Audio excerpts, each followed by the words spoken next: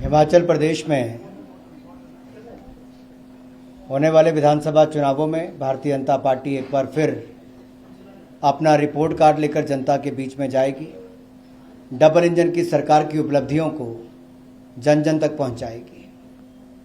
ये हमारा सौभाग्य है कि आज केंद्र में भारतीय जनता पार्टी की सरकार है, प्रदेश में भाजपा की सरकार है और इन दोनों सरकारों ने, डबल इंजन की सरकार ने हिमाचल प्रदेश का चहुमुखी विकास किया है।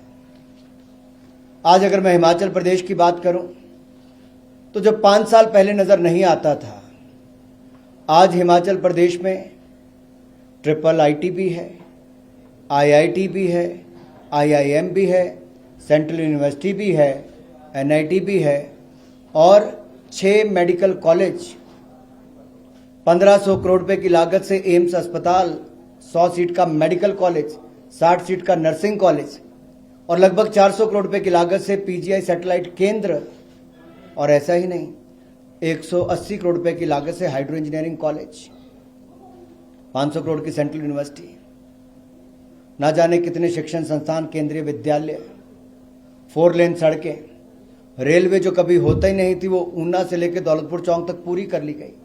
भानुपल्ली बिलासपुर रेलवे लाइन का काम तेज गति से शुरू करवाया गया है, जमीन अधिग्रहण का काम किया गया है। मैं तो ये कहूँगा ये विकास की रफ्तार है, फिर भाजपा सरकार है और ये विकास की रफ्तार को हम थमने नहीं देंगे। हिमाचल के चहुमुखी विकास के लिए ये डबल इंजन की सरकार फिर वापस आएगी। जैसे केंद्र ने आयुष्मान भारत योजना में 5-5 लाख रुपए का इलाज मुफ्त में 60 करोड़ गरीबों तक, जरूरतमंदों तक देने का काम किया, प्रदेश में जयराम जी की सरकार ने हिमकेयर योजना के माध्यम से 5 लाख का इलाज देने का काम किया। केंद्र ने उज्ज्वला योजना के माध्यम से 9 करोड़ बहनों को रसोई गैस का सिलेंडर देने का काम किया, तो प्रदेश ने मुख्यमंत्री गृहिणी योजना माध्यम से रही जो बची हुई बहनें थी उनको भी 3 लाख से ज्यादा को रसोई गैस का सिलेंडर, चूल्हा देने का काम किया। केंद्र ने आपदा के समय 80 करोड़ गरीब और जरूरतमंदों को 5-5 किलो अनाज 28 महीने तक मुफ्त में देने का काम किया, मदद की। वहीं पर प्रदेश ने लगभग 400 करोड़ रुपए खर्च करके अपनी ओर से भी योगदान किया और अन्न देने का काम किया। केंद्र ने अगर 200 करोड़ वैक्सीन देश भर के लोगों को लगवाने का काम किया, तो हिमाचल प्रदेश ने नंबर 1 पर पहली डोज भी और दूसरी डोज लगाने का कीर्तिमान स्थापित किया। हर क्षेत्र में डबल इंजन की ताकत क्या होती है, केंद्र के साथ प्रदेश ने अपना काम कैसे किया है। ये डबल इंजन की गाड़ी भाजपा संघ पहाड़ी, और ये डबल इंजन की गाड़ी भाजपा संघ पहाड़ी ये दिखाएगा इस बार जो पहले नहीं हुआ, इस बार फिर सरकार रिपीट करेगी, भारतीय जनता पार्टी की सरकार आएगी। और जो और प्रोजेक्ट हैं, अब केबल कार से यानी कि रोपवे से, चाहे शिमला हो या राज्य के बाकी हिस्से हो, उनको जोड़ने का काम किया जाएगा। रेल नेटवर्क का विस्तार किया जाएगा। हिमाचल प्रदेश में जब कहीं कांग्रेस की सरकारें थी तब जमीन अधिग्रहण तक नहीं किया गया। ये मोदी जी की सरकार है, ऊना तलवाड़ा रेलवे लाइन को दौलतपुर चौक तक पूरा कर लिया गया। और जो देश की सबसे आधुनिक ट्रेन, सबसे ज्यादा सुविधाओं वाली ट्रेन और सबसे तेज रफ्तार वाली ट्रेन वंदे भारत एक्सप्रेस देश की चौथी कोई चली तो हिमाचल प्रदेश के अंब इंदौरा ऊना से चली। यह कल तक कोई कल्पना नहीं कर सकता था।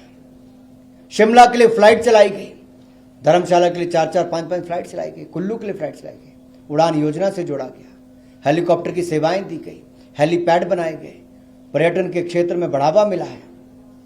आप कोई क्षेत्र उठाकर देखिए, शिक्षा का क्षेत्र हो तब हिमाचल आगे है, स्वास्थ्य का क्षेत्र हो तब हिमाचल आगे है। औसतन अगर आप देखो, राष्ट्रीय औसत देखोगे तो मेडिकल कॉलेज की सीटें हैं वो देश भर की औसत से हिमाचल प्रदेश में ज्यादा है। मैं अपने ही संसदीय क्षेत्र का एक उदाहरण बताना चाहता हूं।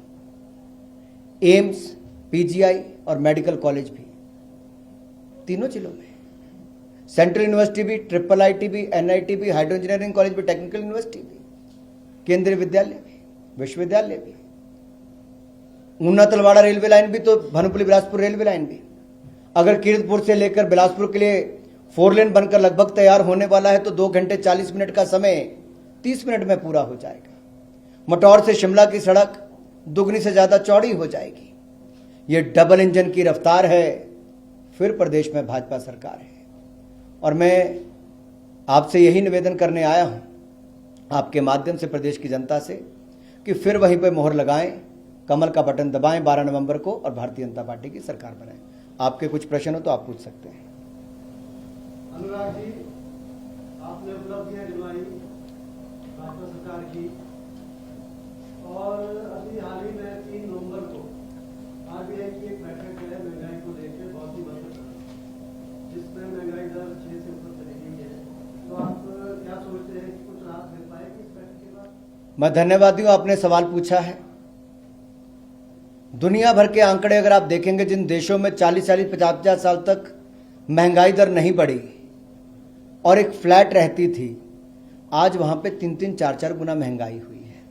अगर आप कांग्रेस का कार्यकाल देखेंगे, 2013-14 का भी उठाकर देखोगे तो 14% महंगाई थी।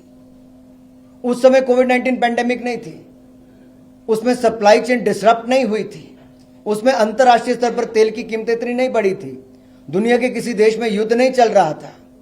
कोविड-19 महामारी के समय भी नरेंद्र मोदी जी की सरकार ने जो रिफॉर्म्स किए, आत्मनिर्भर भारत की सोच को लेकर जो आगे बढ़े, आज भारत की अर्थव्यवस्था दुनिया की बड़ी अर्थव्यवस्थाओं में सबसे तेजी से बढ़ने वाली अर्थव्यवस्था है। वर्ल्ड बैंक हो, IMF हो, सबने कहा है बड़ी अर्थव्यवस्थाओं में भारत सबसे तेजी के साथ बढ़ रहा है।